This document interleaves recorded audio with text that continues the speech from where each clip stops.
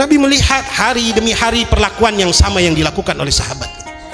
Sehingga satu saat Nabi SAW katakan, wahai Rabi'ah, adakah sesuatu permintaan darimu yang dapat saya penuhi bagimu?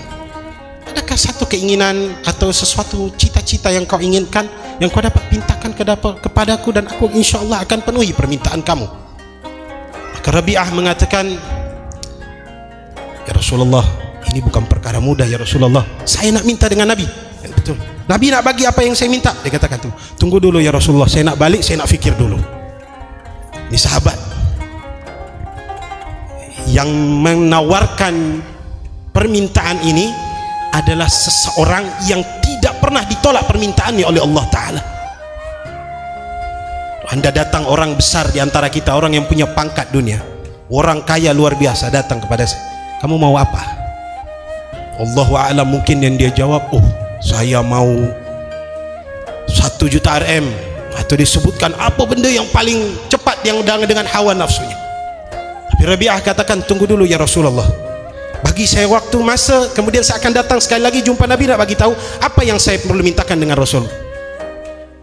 Duduk hari demi hari, beberapa waktu berlalu, kemudian Rabi'ah duduk bersama Nabi dan kemudian katakan, Rabi'ah, kamu dah jumpa apa yang kamu nak mintakan kepada saya?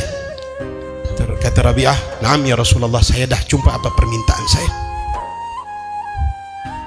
Ini yang bujang umur 20 tahun, yang bujang tahu, mesti berfikir, oh nanti nak minta istri dengan Nabi. Yang lain yang sudah berkahwin mungkin berfikir yang ekonominya kurang, ini pasti nak minta bantuan dari Nabi, bagilah sikit kerja ke apa, kena bagi tahu sahabat-sahabat yang kaya tu, pergilah bantu saya, bagilah saya kerja. Saya tak punya rumah, atau minta dengan sahabat lain, bagilah tempat tinggal, takkan dah duduk lama-lama dalam masjid jadi gelandang, jadi homeless, tak ada apa-apa yang kami miliki ya Rasulullah. Tetapi lihat seseorang yang kadang-kadang terlihat oleh mata, seseorang yang biasa penampilannya, orang-orang yang sering kita tidak perhatikan penampilan mereka, kadang-kadang kita tak bagi muka kepada orang-orang ini. Dalam masjid, satu masjid, kalau tengok pakaiannya kurang baik sikit, nak salam buat-buat bahlul. Tapi kalau orang pakaian cantik sikit, halo sahlan, apa kabar? Belum ditanya kabar, dia dah mula tanya kabar dulu. Ini manusia hidup dengan mazahir, dengan material yang ada di depan hadapannya. Tapi tengok Rasulullah, sahabat Rasulullah sallallahu alaihi wasallam, pemuda, tidak mempunyai kerja yang baik, mungkin kehidupannya jauh daripada kejayaan dan kebaikan, tak ada kesenangan dan kelapangan di dalam kehidupannya. Dia katakan, ya Rasulullah, permintaan hamba ya Rasulullah, saya minta as'alullah murafaqatak ya Rasulullah, saya minta ya Rasulullah agar saya jangan dipisahkan hamba ketika berada di akhirat nanti ya Rasulullah.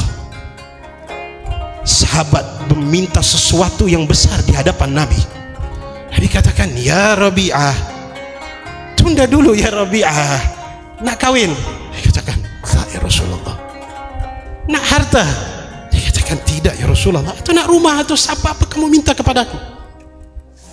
Dia katakan, tak ya Rasulullah. Maka Rasulullah SAW menjawab, apa yang menjadikan kamu boleh meminta sesuatu? Kamu ini adalah pemuda, hidup kamu masih panjang lagi, kamu belum lagi merasakan nikmat-nikmat yang Allah Subhanahu wa taala halalkan di dunia. Pernikahan, mempunyai anak, mempunyai rumah, mempunyai harta yang halal, bersedekah dengan harta-harta yang berkah dan harta-harta yang halal. Maka Rabi'ah mengatakan, ya Rasulullah, setiap kali saya melihatmu ya Rasulullah, saya tahu betul engkau adalah manusia yang amat agung di sisi Allah Ta'ala. Itu yang pertama saya tahu. Dan seketika ketika saya melihat sekeliling saya ya Rasulullah, ada dunia yang sedikit kadang-kadang yang saya dapatkan rizkiku ya Rasulullah. Tapi saya tahu hari ini saya pegang rizki ini, besok akan habis, sesaat lagi, sekejap lagi akan habis ya Rasulullah. Harta ini satu dari dua, kalau tidak kita meninggalkannya, ia yang akan meninggalkan kita.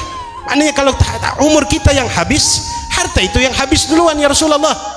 Untuk apa saya minta sesuatu yang dhailah, faniyah, zailah, sesuatu yang tidak ada kekekalan di dalam perkara itu ya Rasulullah. Sedangkan engkau ya Rasulullah, perkara yang tidak akan pernah terganti dan terbantahkan bagi seseorang yang mencintai Rasulullah sallallahu alaihi wasallam. Maka Rasulullah sallallahu alaihi wasallam terdiam, tertegun, senyap. Nabi sallallahu alaihi wasallam tertunduk di dalam hadis. Tak boleh nak jawab apa lagi daripada ucapan seseorang yang terlihat seseorang yang biasa pakaian dengan pakaian yang amat sederhana, tetapi ucapannya menusuk sanubari Nabi sallallahu alaihi wasallam. Senyap Nabi sallallahu alaihi wasallam. Nabi SAW katakan, ya Rabi'ah, kau minta sesuatu ya perkara yang begitu agungnya, Rabi'ah. Kalau begitu saya akan mintakan untukmu wahai Rabi'ah, tetapi satu syaratnya wahai Rabi'ah. Kata Rabi'ah apa? Kata Nabi sallallahu alaihi wasallam, idzan a'inni ala nafsika bi kathratis sujud. Kalau kamu mau demikian, duduk bersanding denganku, bersamaku, tidak terpisahkan denganku ketika di akhirat nanti, tolong diri kamu, bantu diri saya, jangan permalukan Rasulullah sallallahu alaihi wasallam. Bahwa tolonglah diri hamba ini dengan perbanyaklah kalian sujud dan tunduk di hadapan Allah. Kita yang minta dengan Rasulullah sallallahu alaihi wasallam, minta syafaat, minta apa, minta ini banyak, minta ya Rasulullah beri syafaat, ampuni dosa hamba ya Rasulullah, tunaikan hajat. Jangan permalukan Nabi sallallahu alaihi wasallam dengan santai-santai nak tunggu, tak apa, boleh dapat syafaat, apa, santai, relax. Nabi baik pun bukan orang yang pemarah. Ini daripada syaitan demikian.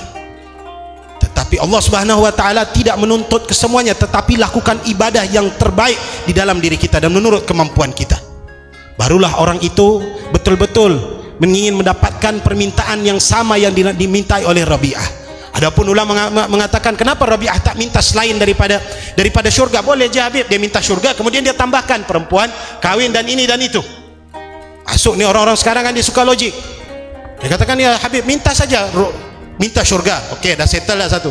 Kemudian minta apa? Minta lagi, minta rumah, minta perempuan, dikawinkan maknanya, kemudian diberikan harta. Ulama mengatakan, saya bagi contoh simple. Kalau ada duduk dengan orang yang kaya, amat dermawan, dia katakan, tuan, nak duit berapa? Tunggu saya fikir dulu. Tengok orang ni kaya betul, kita sebutkan, saya nak 3 juta RM. Datuk, tuan, Allahu a'lam kalau ada tak orang bagi zaman ini 3 juta RM. Ini sahajalah permisalan, contoh. Duduk, dia katakan 3 juta RM. Orang tu katakan, siap, saya tunaikan hajat kamu cash, full settlement, saat ini saya berikan kepada kamu. Kemudian setelah orang ini berikan, dikatakan, nih ada 5 ringgit lagi, mau tak? Kira-kira yang 5 ringgit tadi kita nak atau tidak? Nak atau tak? Nak atau tidak? Sudah punya 3 juta RM. Dia tambah ni ada lagi shilling nih, kecil-kecil, nak ambil ke? Nak ambil shilling tu? Tak payahlah tutup, simpan je lah, bagi di mana-mana orang rumah. Itulah permintaannya Rabi'ah ketika sudah mendapatkan apa yang diinginkannya daripada lisan Nabi sallallahu alaihi wasallam. Dunia, harta, wanita, apapun itu tidak lagi benda yang berharga, perkara berharga di hadapan Rabi'ah. Sesuatu yang kekal, abadi, nikmat telah dia dapatkan daripada lisan Nabi besar Muhammad sallallahu alaihi wasallam. Itulah